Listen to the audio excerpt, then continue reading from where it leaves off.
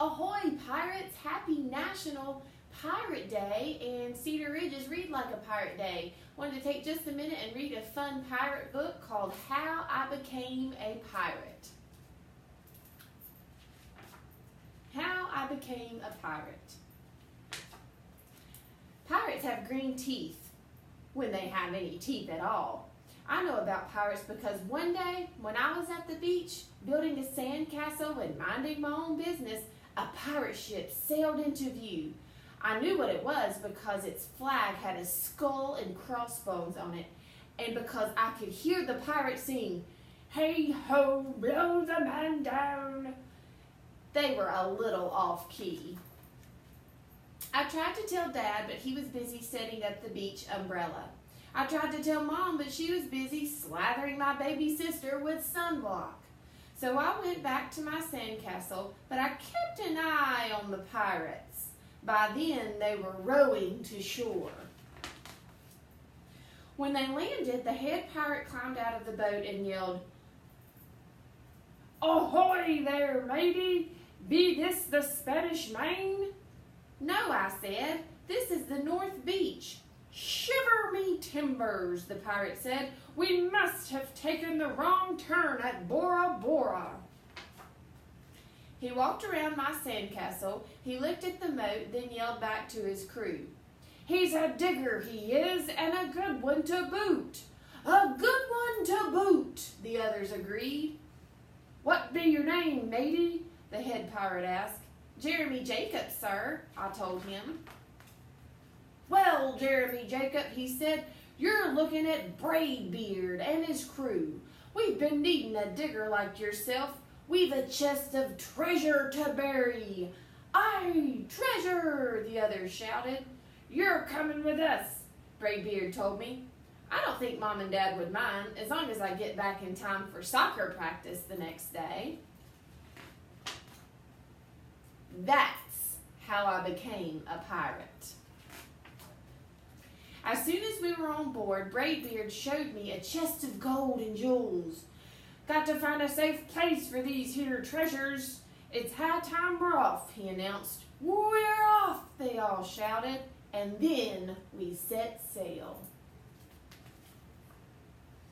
There was plenty to do on board. The pirates taught me to sing sea chanties, the louder the better, and to say real pirate stuff like "landlubber" and "scurvy dog." By dinner time, I could speak pirate perfectly. I also learned pirate manners. Braidbeard pounded his fist on the table and yelled, "Down the hatch, me laddies! Down the hatch!" we all shouted. Braidbeard gulped his food and said, "Hand over the meat! The meat!" we all roared. Nobody told us to finish our spinach.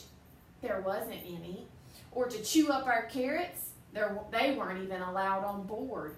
We talked with our mouths full, and nobody said please or thank you. After dinner, I tried to teach the pirates to play soccer. Braidbeard kicked the ball and yelled, "Arr, soccer! Arr, soccer!" the crew yelled. Then everybody dove for the ball at once, and it rolled right off the deck. "After it, me hearties!" Braidbeard commanded. "After it!" we all whispered. We fought over who would get the ball, but it didn't matter anyway because a shark came along and swallowed it in one gulp. So much for soccer. By now it was past my bedtime, but nobody tells pirates to go to bed, to take a bath, or to brush their teeth. Maybe that's why their teeth are green. Pirates sleep with one eye open just in case, and they don't change into pajamas unless they want to. Pirates don't do anything they don't want to, except for maybe swabbing the decks. I wanted to be a pirate forever. But then I found out what else they don't do. When I couldn't stay awake any longer, I asked Braidbeard to tuck me in and read me a story. "Tuck you in?" he bellowed. "Pirates don't tuck." "No tucking," the crew cried. And the only thing they had to read was a map. "Don't you have any books?" I asked. Braidbeard looked confused. "Books?" I didn't even bother to ask about a goodnight kiss.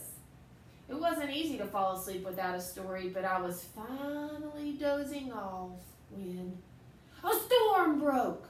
Thunder boomed, lightning flashed. I tried to hide under the covers as waves slammed up against the ship, but I kept falling out of my hammock. I couldn't find anyone in the cabin. They were all on the deck. "Lower the sails," Braidbeard shouted. "Batten down the hatches." Everybody ran around yelling and lowering and battening.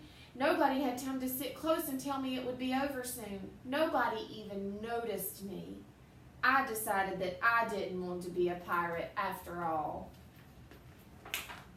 Just then, flash, crash, crack.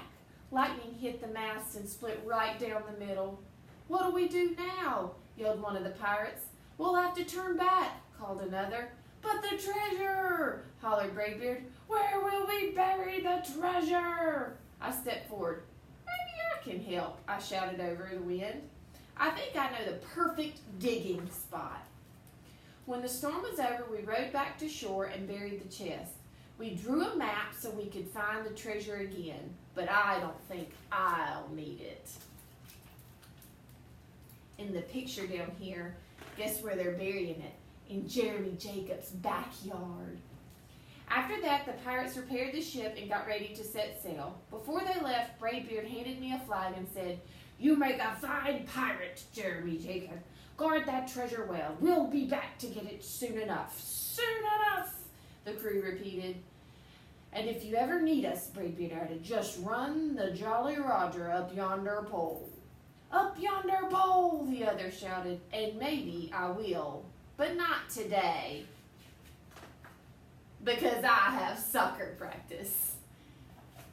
The end. I hope you enjoyed this book on how I became a pirate, and I hope you have a great pirate day. Arr!